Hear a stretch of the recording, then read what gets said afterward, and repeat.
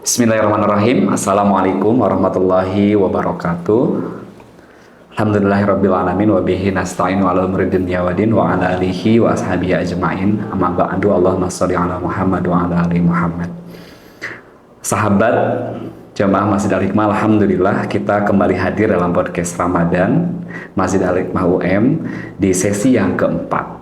Ramadan bukan hanya bulan ritual, tetapi juga momentum penyembuhan jiwa.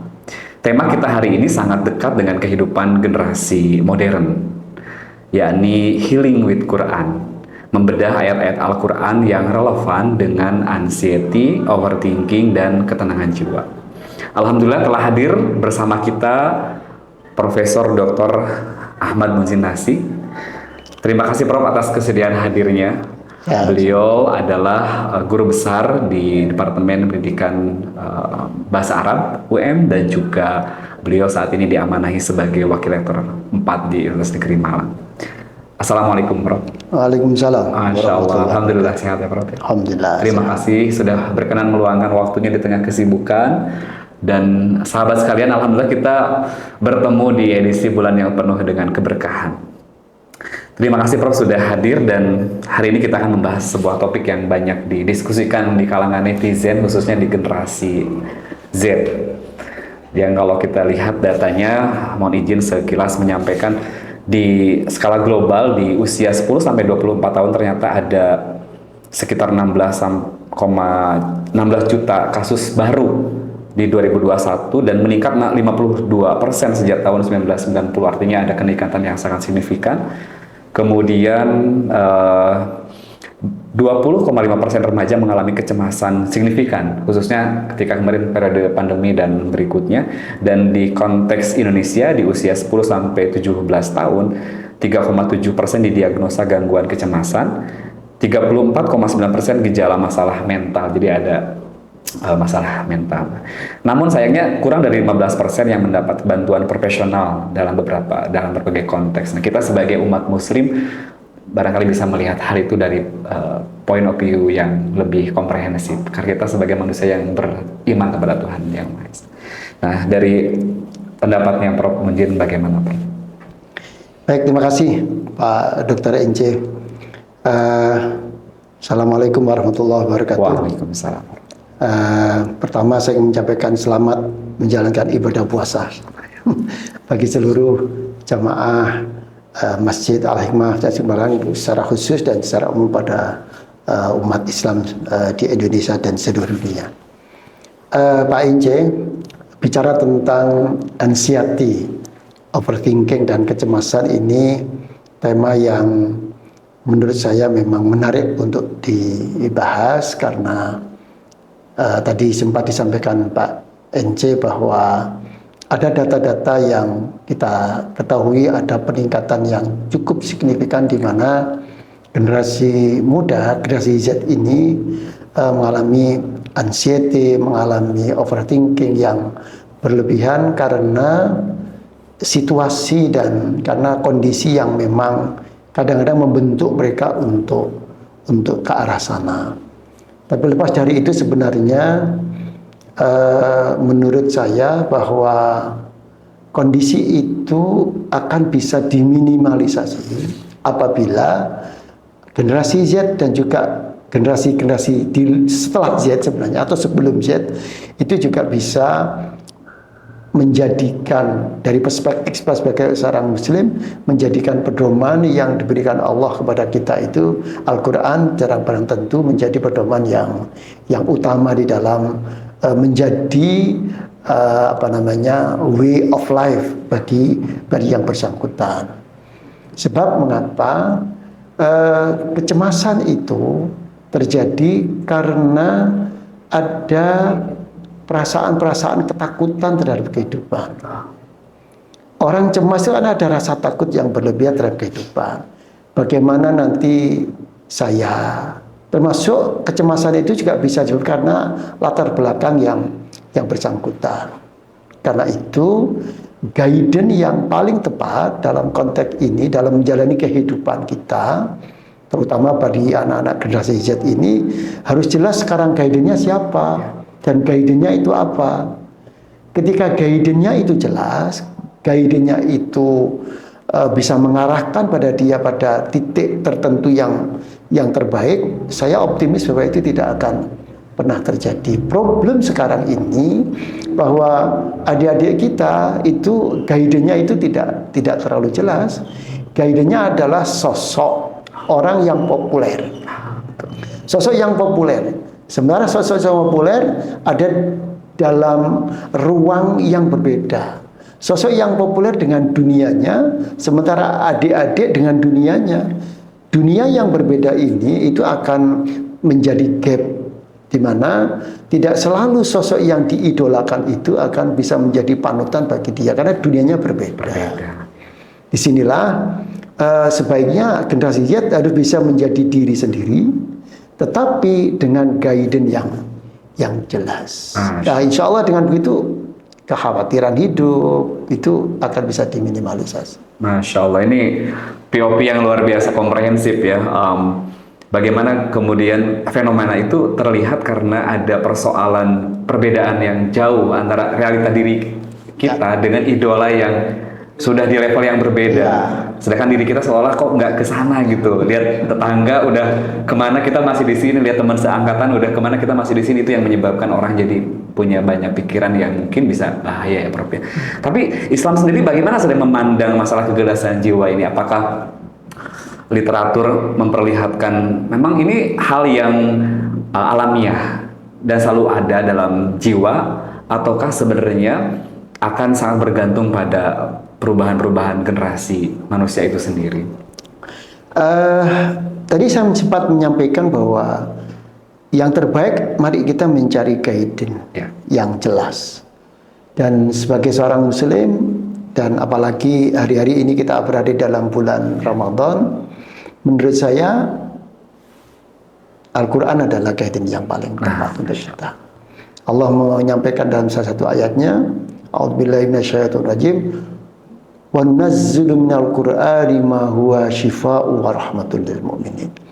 Wa nunazzilu minal qur'ani, kata Allah, aku menurunkan Al-Qur'an itu, ma huwa shifaa'un, itu ada menjadi obat, wa rahmah, dan menjadi rahmat lil mu'minin bagi orang-orang beriman. Artinya ini akan bisa menjadi guide bahwa Al-Qur'an itu kalau dipelajari, kalau kemudian dimaknai, dan selanjutnya tahapan berikutnya diaplikasikan, saya optimis bahwa hidup ini akan terarah dengan baik. Dan ketika kita mempunyai arah hidup yang baik, maka kita tidak akan punya kekhawatiran mengapa kita harus melangkah itu.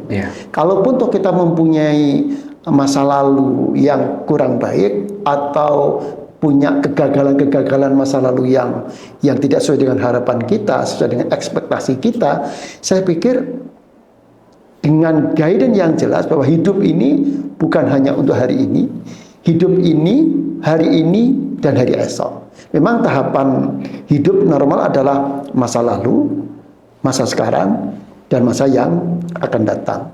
Al-Quran jelas mengingatkan pada kita bahwa walal akhiratu khairul laka minal ula. Akhirat secara global adalah pasca duniawi lebih baik daripada dunia.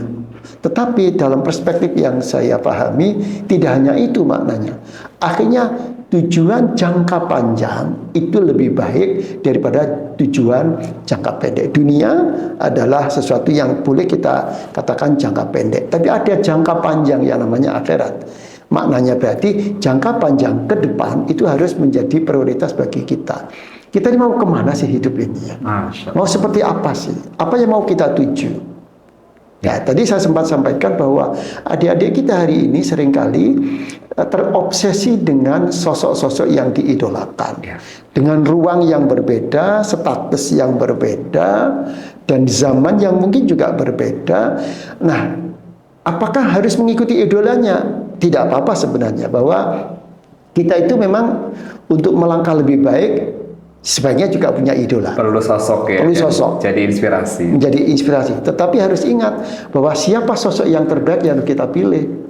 Apakah sosok yang hanya pertimbangan-pertimbangan jangka pendek, ataukah sosok yang mempunyai pertimbangan jangka panjang? Allah mengingatkan bahwa walal akhiratu khairul laka minal ula. Target jangka panjang itu harus lebih diutamakan daripada target jangka pendek. Masya Allah.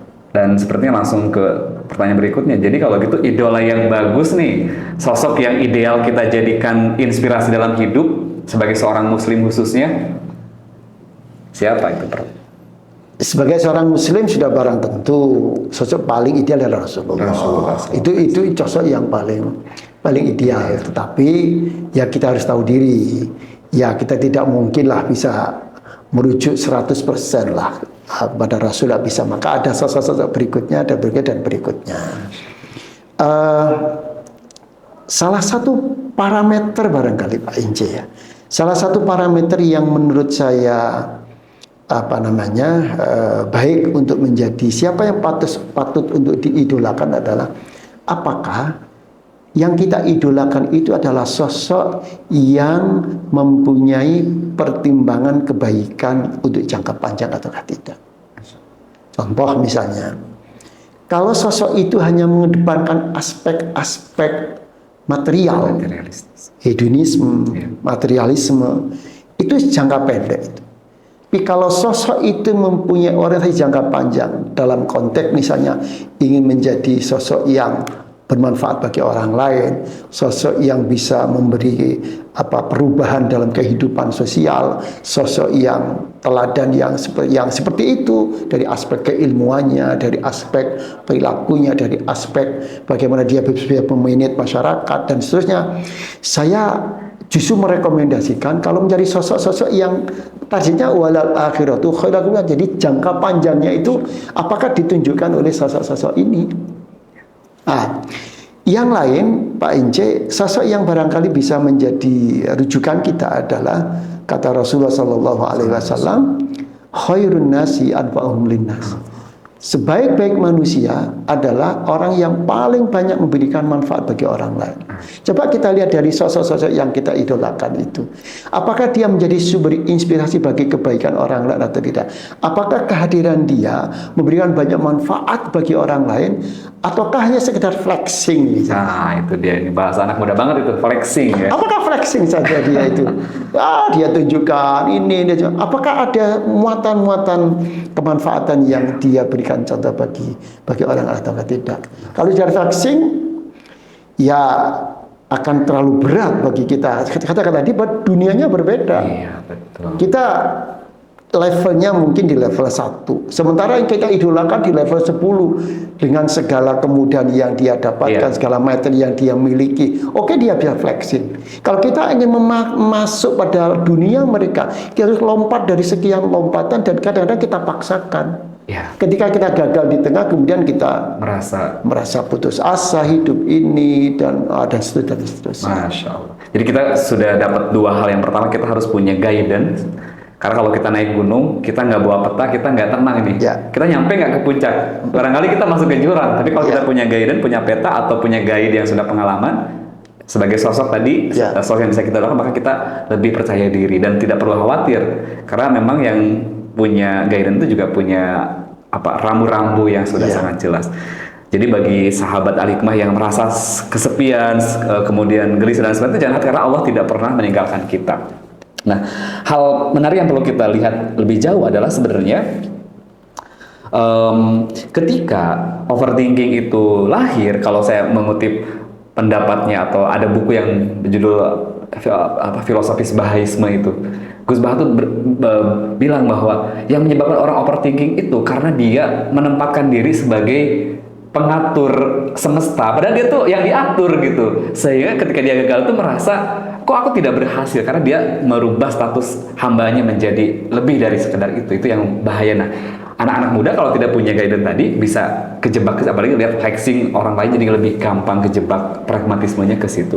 Nah, bagaimana kemudian bulan Ramadan ini bisa menjadikan bulan atau momentum yang ideal atau yang tepat agar kita bisa lebih dekat dengan Al-Quran. Jadi kita coba refleksi, apakah setiap hari kita masih ada waktu yang kita sisakan untuk atau lebih tepatnya jangan disisahkan ya, kita prioritaskan, kita agendakan untuk berinteraksi dengan Al-Quran atau tidak? Jika tidak, berarti kita perlu merefleksi untuk perbaikan. Nah, menurut Prof sendiri, hal-hal praktis yang bisa kita lakukan agar kita bisa healing ketika ada overthinking, kegelisahan, kekhawatiran, ketakutan, kesedihan, lalu kita kembali ke Quran, itu seperti apa tips-tipsnya, Prof? Salah satu ayat Al-Quran yang relevan untuk diskusi kita hari ini adalah ayat yang berbunyi a'udzubillahi minasyaitonirrajim ala bizikrillahi tatma'innul qulub. Ingatlah bahwa dengan berzikir kepada Allah itu akan bisa menenangkan hati kita. Pak NJ dan jamaah yang saya hormati, bahwa Al-Quran nama lainnya adalah zikir. Nah, betul. Nama lain di Al-Quran adalah zikir. Dan berarti kalau bizikrillahi tatma'innul qulub, salah satu caranya berarti ya kita berinteraksi dengan Al-Quran. Saya melihat ada beberapa step yang perlu kita pahami tentang Al-Quran ya. Jadi orang berinteraksi dengan Al-Quran itu pertama adalah membaca. Iya. Step berikutnya adalah memahami artinya. Step naik sedikit adalah ya, jadi membaca kemudian mengerti artinya. Naik lagi adalah memahami kandungan makna dari ayat Al-Quran. Step berikutnya ya, setelah memahami, mencoba direnungkan itu ya. Dan step yang berikutnya adalah mencoba melaksanakan apa yang dia pahami dari Al-Quran dalam kehidupan. Nah, tahap pertama membaca Al-Quran itu saya pikir banyak di antara kita yang melakukan. Banyak yang melakukan. Bahkan di bulan Ramadan ada one day one juz, one day two juz, dan seterusnya lah. Masing-masing kita mungkin punya target satu bulan Ramadan harus 1 khataman, 2 khataman, 3 khataman, dan seterusnya. Apakah itu jelek? Wah, itu bagus sekali. Tapi bagi seorang muslim, kalau kita ingin tahu dan bisa merasakan berzikir dengan Al-Quran, memahami kandungan Al-Quran, tidak cukup pada level pertama Pak Enji. Harus naik kedua, yaitu dengan mengerti artinya. Naik ketiga, berikutnya memahami kandungannya, direnungkan sampai kemudian kita bisa aplikasikan. Nah, saya mengingatkan saya sendiri dan juga para jamaah dan juga kita semuanya, ayo Ramadan ini menjadi bahan refleksi kita. Kita naikkan level kita dong. Dari level yang sekedar membaca, naik ke sini, naik di sini, dan seterusnya. Sekalipun Allah Subhanahu wa taala, Rasulullah SAW memberikan stimulus bagi kita, likulli harfin asyru hasanat. Setiap huruf bacaan Al-Quran itu asyru hasanat, 10 kebaikan. Bagaimana kalau bacaan Al-Quran 1 ayat, berapa huruf? Kalau 1 juz berapa? Itu menjadi pegangan. Tapi menurut saya, kalau kita hanya berpegangan pada aspek ini, level kita tidak akan pernah naik. Karena itu ada baiknya untuk kita semua umat Islam, kalau kita ingin naik level interaksi kita dengan Al-Quran, maka tahapan itu harus kita lakukan. Nah, berkaitan dengan mengapa muncul sekian banyak problem di generasi Z kita, ya interaksi Al-Qurannya mungkin perlu ditingkatkan. Mungkin di antara mereka sudah pada level pertama, harus naik dong ini, harus naik ini. Kalau nggak naik, maka ya yang kita dapatkan dengan interaksi Al-Quran akan berbeda. Bahwa orang baca Al-Quran kemudian damai, ya, tapi akan jauh lebih damai kalau mau naik level. Betul, Masya Allah. Ya. Saya tuh pernah ini, Prof. Di kelas itu saya pernah tanya, yang muslim berapa orang gitu, yang pernah membaca Quran berapa orang, banyak kan yang katakan, yang sudah khatam Quran ada. Ya. Tapi saya tanya, ada yang pernah membaca dengan artinya full gitu sampai khatam? Gak ada, Prof. Ya, Jadi memang ini fenomena kalau di bahasa Arab harusnya kan nggak ada masalah karena dengan memahami bahasa kan relatif sambil bisa menang. Tapi kan yang kebanyakan kita non bahasa Arab idealnya memang harus membaca artinya. Gitu. ya betul. Jadi kalau kita bikin survei kepada tidak hanya mahasiswa, Oke. orang-orang Islam yang di sekitar kita, termasuk kita, pertanyaan, pernahkah kita membaca tuntas dari juz 1 sampai juz 30 terjemahnya? Jawabannya saya menduga sangat sedikit. Kecil ya. Sangat sedikit yang membaca tuntas. Ya, teman-teman yang punya basic bahasa Arab diuntungkan. Iya.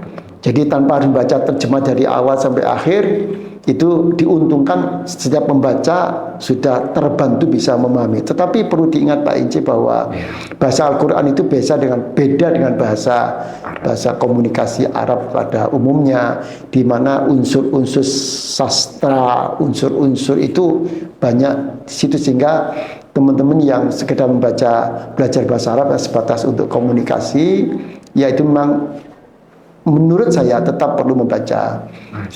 Saya sendiri Pak Ince juga ingin bercerita pada jamaah semuanya. Saya punya Quran di rumah itu, Quran besar yang terjemah bahasa Indonesia. Saya baca Arabnya, saya berhenti baca terjemahnya. Ya sekaligus untuk menguatkan apa yang saya pahami dengan baca terjemahnya.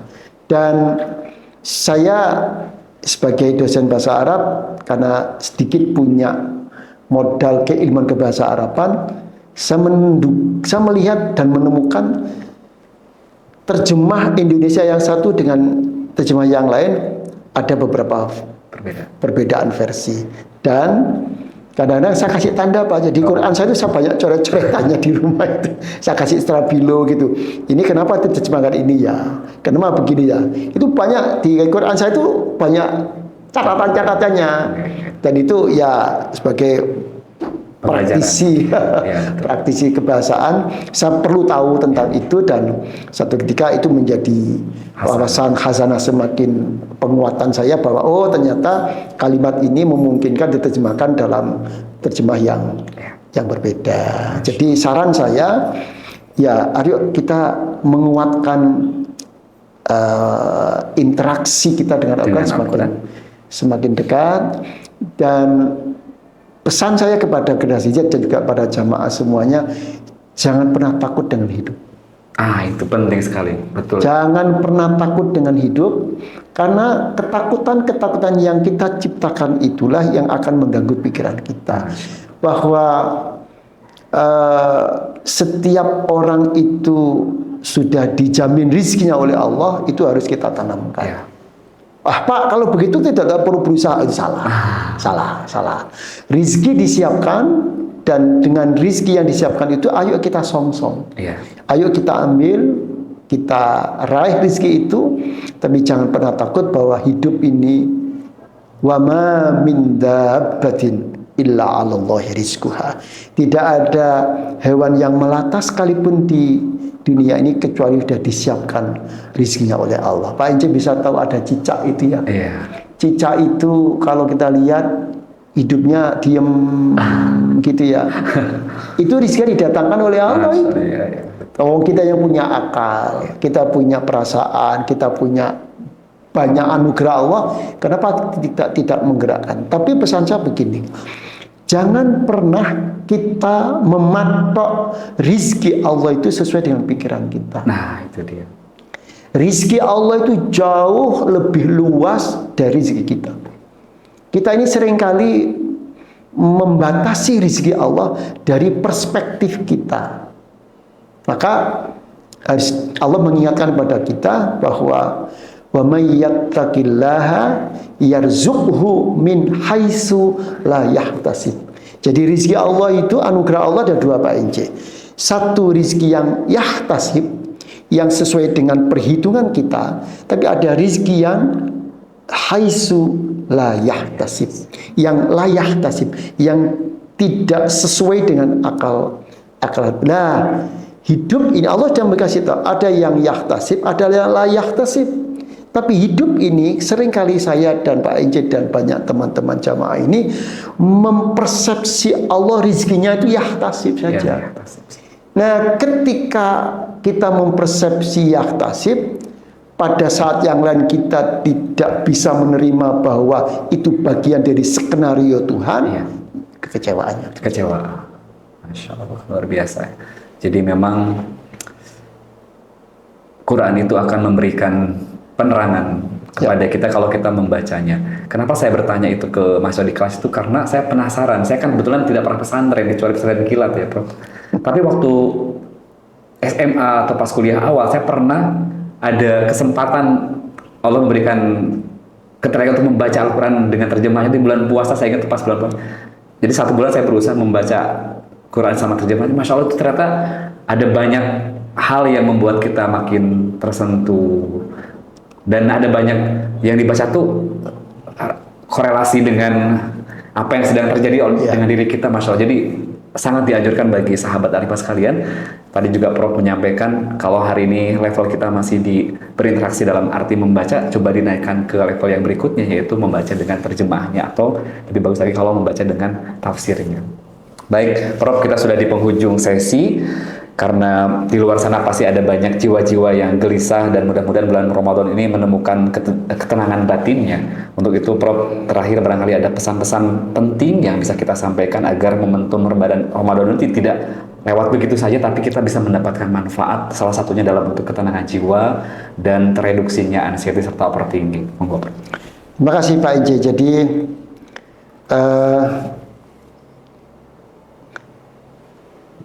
ala bizikrillahi tatmainnul qulub. Itu menjadi pegangan kita semuanya.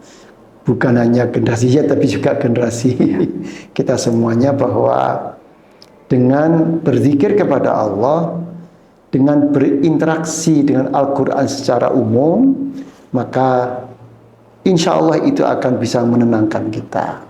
Dan itu akan menjadi guidance bagi kita untuk menjalani kehidupan. Karena kehidupan ini tidak hanya di dunia, tapi juga pasca ada di dunia. Dan guidance yang paling ideal sebagai seorang muslim adalah kembali ke Al-Quran. Dan untuk kembali kepada Al-Quran itu tidak cukup hanya kembali kepada teks Arab Al-Quran. Karena kembali kepada Al-Quran berarti kita harus bisa kembali menangkap pesan-pesan Al-Quran. Untuk bisa menangkap pesan-pesan Al-Quran bukan membaca teks Arabnya. Bagi mereka yang tidak bisa bahasa Arab. Ya. Bagi yang bisa bahasa Arab, oke, itu akan terbantu. Bagi masyarakat umum, masyarakat Islam secara umum yang tidak mempunyai kompetensi untuk membaca Arab dengan baik, maka untuk kembali kepada Al-Quran maknanya berarti kita harus memahami arti dari ayat-ayat Al-Quran. Dan itu tidak mungkin kalau tidak membaca terjemah. Itu pintu yang harus dilewati tahapannya. Setelah itu naik kepada memahami kandungannya. Karena itu Pak Ince dan jamaah yang saya hormati, saya menyarankan kalau bisa para jamaah, Bapak Ibu berkenan untuk membeli Al-Quran terjemah. Nah, tidak segera membeli, tapi juga membaca. Jadi membeli itu, kemudian di sela-sela waktu kita membaca Al-Qurannya, coba disempatkan sebagian waktunya untuk membaca terjemah Al-Quran. Saya yakin bahwa itu akan menambah kualitas keimanan kita, akan menambah kualitas pengetahuan kita, pemahaman kita tentang Al-Quran, dan mudah-mudahan dengan cara itu kita akan bisa melaksanakan perintah-perintah Allah dan Rasul dengan sebaik mungkin. Dan karena ini momentumnya adalah Ramadan, ini menjadi bahan refleksi Pak Ince, menjadi bahan refleksi bagi kita semuanya. Kalau bisa Ramadan intensitas kita dengan Al-Quran untuk refleksi diri ditingkatkan. Terakhir Pak Ince, hati-hati dengan Ramadan ini pemaknaan yang mungkin kurang benar, bahwa karena saya berpuasa, karena itu produktivitas saya menurun. Nah, itu salah. Ramadan bukan menjadi penghalang produktivitas seorang muslim menurun. Ya, produktivitas tetap jalan, Rasulullah mencontohkan betapa banyak pertempuran juga dilakukan di saat Ramadan, dan itu pertempuran pasti dengan fisik yang ya begitu ya, ya perlu energi yang kuat, semangat, dan perlu fisik yang kuat dan seterusnya. Itu dilakukan di Ramadan. Karena itu jangan sampai Ramadan dipakai tidur-tiduran, itu tidak produktif. Jadi Ramadan semakin produktif Ya. ya.